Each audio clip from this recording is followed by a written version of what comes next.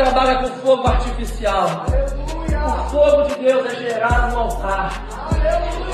O fogo de Deus é gerado no